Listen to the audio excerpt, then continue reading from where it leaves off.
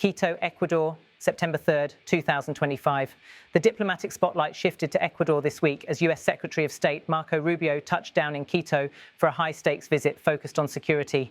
His arrival marked not just another foreign policy stop, but a moment of urgency for a nation struggling to contain surging cartel violence. Ecuador, once known for its relative peace, has in recent years become a pivotal crossroads in the global cocaine trade. Positioned between Colombia and Peru, two of the world's largest cocaine producers, the country has become a hub for shipments headed to Europe, the United States and Asia. With this geographic reality, powerful international gangs have taken root, fueling violence, corruption and instability that now demand an international response.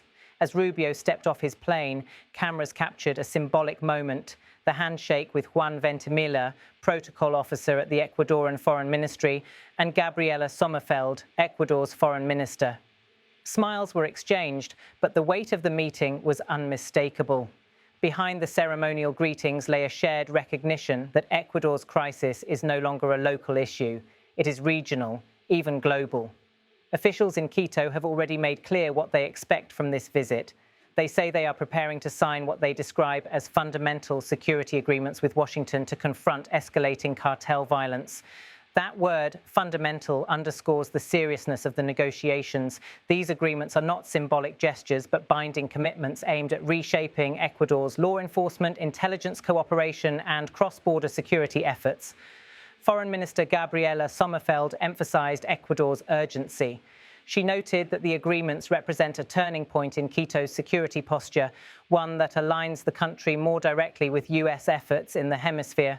For Ecuador, the stakes are existential. Fundamental means survival. For Rubio, this mission fits into a broader US agenda of countering the spread of organized crime networks across Latin America. In recent months, Washington has taken a harder line against transnational cartels, treating them not only as criminal enterprises, but increasingly as threats with quasi-terrorist reach. Ecuador has emerged as the latest frontline in this campaign.